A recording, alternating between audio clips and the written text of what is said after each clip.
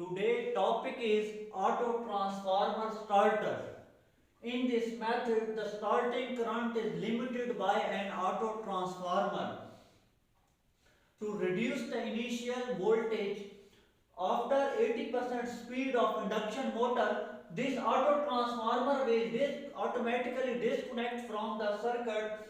Also provide thermal overload relay will provide the overload protection. Auto transformer में हमारे पास क्या है, इस मेथड में ऑटो ट्रांसफार्मर हम इस्तेमाल करेंगे जो मोटर को स्टार्ट करेगा इंडक्शन को, और जैसे ही मोटर की स्पीड 80% तक पहुंचेगी तो थ्री फेज ऑटो ट्रांसफार्मर क्या करेगा, मोटर से डिस्कनेक्ट हो जाएगा और मोटर को अपनी फुल स्पीड पे चलाना शुरू कर देगा।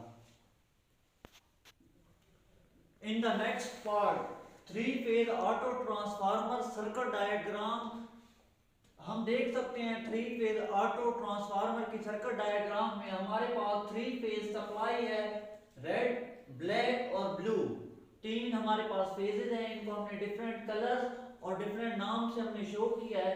इसमें आप देख सकते हैं हमारे पास थ्री फेज इंडक्शन मोटर लगी हुई है, साथ ऑटो ट्रांसफार्मर जो है ये थ्री फेज है, हर फेज के ऊपर इसकी एक एक वाइंडिंग कनेक्टेड की हुई है हमने, और साथ ही हमारे पास एक हैंडल लगा हुआ है जिसकी पोजीशन हम चेंज करके इसको स्टार्ट या स्टॉप कर सकते हैं।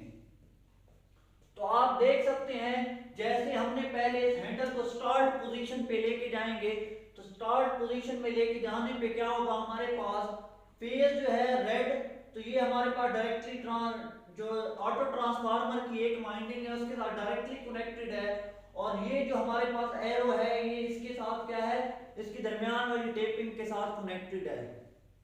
इस तरह दूसरे फेज का देखते हैं, दूसरा ब्लैक फेज ट्रांसफार्मर की एक वाइंडिंग के साथ डायरेक्टली कनेक्टेड है और टेपिंग के जरिए दूसरा पॉइंट कनेक्ट होकर मोटर की तरफ जा रहा है। इसी तरह तीसरे पॉइंट में हम देख सकते हैं ब्लू में, तो यहाँ पे एक पॉइंट हमारे पास ऑटो ट्रांसफार्मर की तीसरी वाइंडिंग के साथ डायरेक्टली कनेक्टेड है और दरमियान में से टेपिंग से निकलता हुआ ये पॉइंट हमारे पास क्या है, थ्री फेज इंडक्शन मोटर के साथ कनेक्टेड है।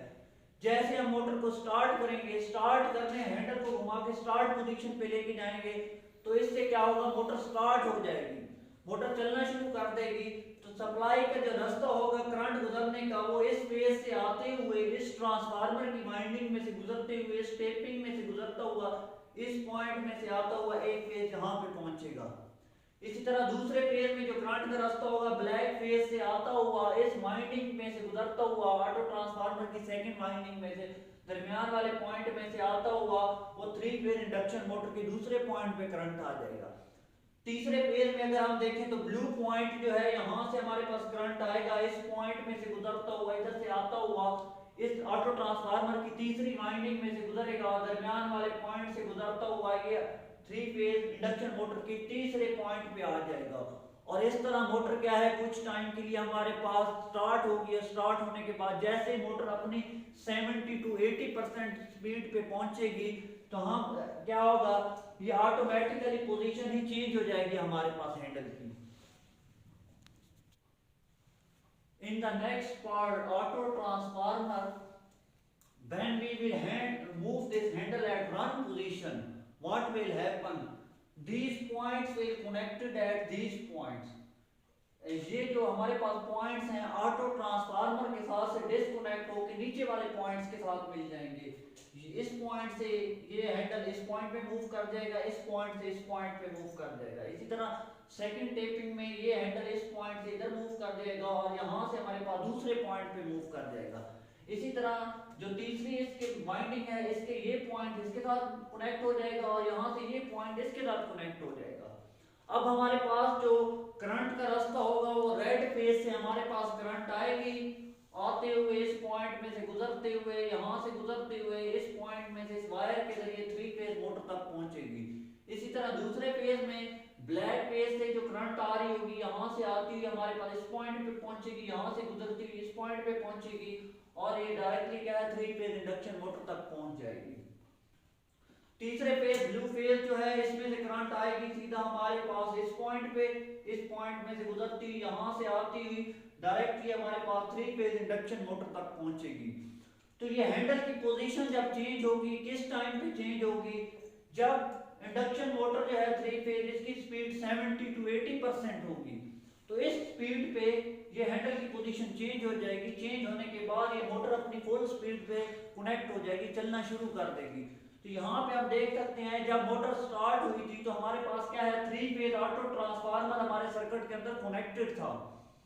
तो जैसे ही हमारे पास मोटर अपनी एक खास स्पीड 70 to 80% पे पहुंचेगी तो ऑटो ट्रांसफार्मर हमारे सर्किट से डिस्कनेक्ट हो गया। डिस्कनेक्ट होने के बाद ये मोटर को डायरेक्ट सप्लाई मिलना शुरू हो गई है। तो पहले कुछ लॉसेज होंगे हमारे पास जब ऑटो ट्रांसफार्मर में से करंट गुजर रही थी, लेकिन अब क्या है, ऑटो ट्रांसफार्मर हमारे पास डिस्कनेक्ट हो चुका है। डिस्कनेक्ट होते ही मोटर अपनी फुल स्पीड पे चलना शुरू हो जाएगी। तो अगर हम कंपैरिजन करें स्टार डेल्टा स्टार्टर DOL और 3 फेज ऑटो ट्रांसफार्मर का, तो हम देखते हैं कि DOL जो डायरेक्ट ऑनलाइन स्टार्टर है या हमारे पास जो स्टार डेल्टा स्टार्टर है, तो स्टार डेल्टा स्टार्टर का कंपैरिजन हम जब इस 3 फेज ऑटो ट्रांसफार्मर से करते हैं तो ये हमें महंगा पड़ता है। तो इसलिए हम क्या करते हैं, 3 फेज ऑटो ट्रांसफार्मर की निस्बत हम स्टार डेल्टा स्टार्टर को ज्यादा तरजीह देते हैं। शुक्रिया।